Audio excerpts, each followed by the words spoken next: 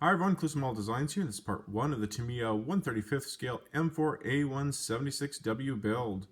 Now you're probably thinking to yourself, wait a minute, that's not what's on your desk, and they don't make that variant of models. And you are correct on both accounts.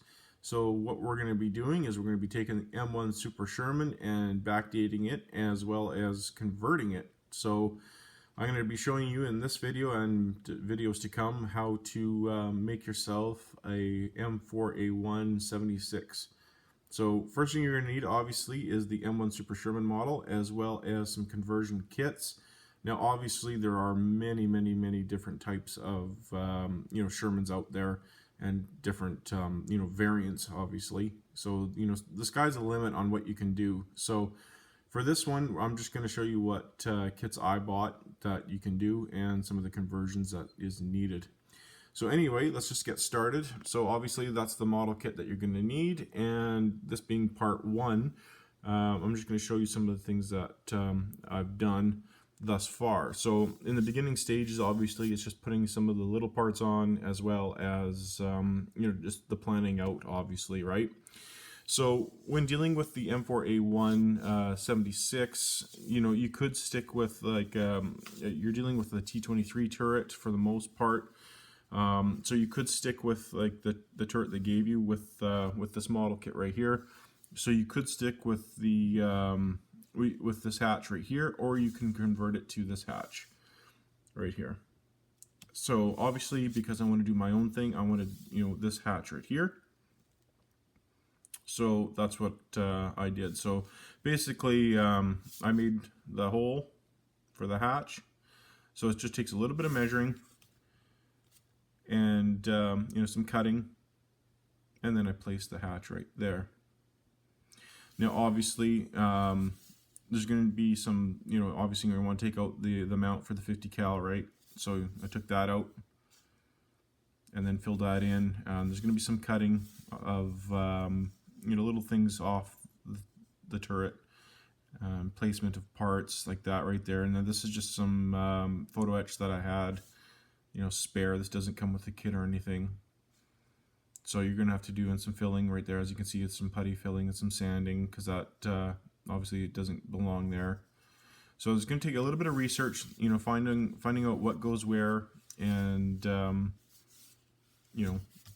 how you want your turret, right? So that's the beginning stages of the turret anyhow, okay? And moving on to the lower part. And there are a few fit issues with this kit. For this piece right here, you're going to have to do a little bit of sanding right here for this piece to fit correctly. Because if you don't sand the edge, you can see right there, when this seats down, it won't line up correctly. So you won't get that fit. So a little bit of sanding is needed along the edge right there for this piece right here. Or I guess you could cut this off right here, but it's easier just to sand, here. Now obviously you see some putty right there. That is needed. Otherwise you're just going to have two gaping holes right here and here for when this piece mounts. Let's see if the instructions will show it. So when you go to put this piece on right here, you're going to have a hole here and a hole here. They don't show it in the instructions, but right here when they go, this piece mounts. It's not really showing, but you can clearly see you're going to need putty to fill in the gaps there. Now, I guess if you want to skip the putty, and just leave those open, I guess you could get away with it once, all the pieces go on and fill it with mud. You could kind of get away with it because a lot of it is kind of hidden, I guess, with the tracks and everything else, but I wanted it filled in. So, important to keep in mind. Also, too, when you're dealing with this right here, as you can see, let's see if I can get that in the light. I had to put some styrene right here and here, because when you go to put this on, now this fits on fairly nicely now. I can get it on with one hand.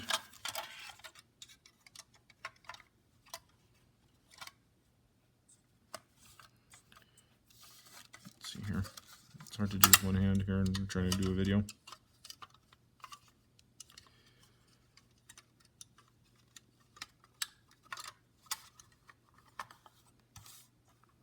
There we go. You can see there's a sizable gap, or would have been had I not put the styrene pieces in. So with a few fit issues, and obviously, you know, there's some gap issues here, there's a few things to correct.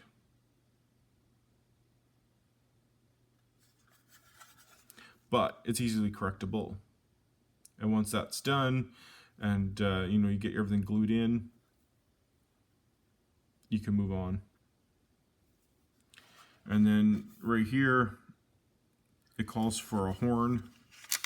Basically, if you've ever seen an air horn, that's what that piece looked like before. I just cut off the air horn piece and made it more correct for right here. Obviously, this one here for the M1 Super Sherman, you know, I just took the cover off because the M4A1 doesn't have it, so I just, you know, left that piece out. But there is a piece right here that's like an air horn. I just, you know, cut the piece off and made it more correct. You probably can't really see it, but now it's more correct to the M4A1. And then I just went ahead and started gluing, you know, the different hook attachments on, and whatever else. That way when I go to paint it, you know, there's no glue mark showing, right? So that's the first steps on that. And then of course you're going to need decals, you know, American decals, because this will not come with it. This is obviously an Israeli tank, so you're going to need to find yourself some American decals for the markings. And then moving on to the barrel, because I don't want to use that barrel. You could, right? You could definitely use that because you're doing the 76. But I wanted, you know, more of this kind of barrel. Now I did have this barrel from this kit, but I didn't want that muzzle brake. So I actually just, this piece right here was metal. There was a metal ring around it for you know, this piece right here. I actually just sanded it off, as you can see. So it's nice and smooth now, because I wanted that smooth barrel look to my tank. And you can get away with that, obviously, because many of the tanks had the smooth barrel. Some of them had the muzzle brake like that, but I wanted a different look. I'm really having a lot of fun with these M4 builds. Obviously, I'm still waiting on supplies for my other builds, so I'll be going down to see my family for Christmas, and I'll be hitting the model shop, so hopefully I can get a lot of supplies for my other builds. And then, of course, you know, it comes with some crew figures, but those are for the Israeli military, so I definitely picked up or ordered the Americans guys there for European. So those will come in handy for this build as well. So there we go. It's the first steps in doing this variant of the tank, the 76W. I'm going to be doing other variants of the M4, you know, because it's, you know, I have a lot of fun with the M4 builds, and they're quite popular too. So it's definitely a lot of fun to do your, you know, your own variant, not just sticking with what the box gives you, right? I have, like I said, other variants of M4s that I have that I'll be, you know, tweaking. So stand by for those. But let me know what you think in the comments. I look forward to hearing what you guys think. So please like, share, and subscribe, and we'll talk to you soon. Thanks. Bye.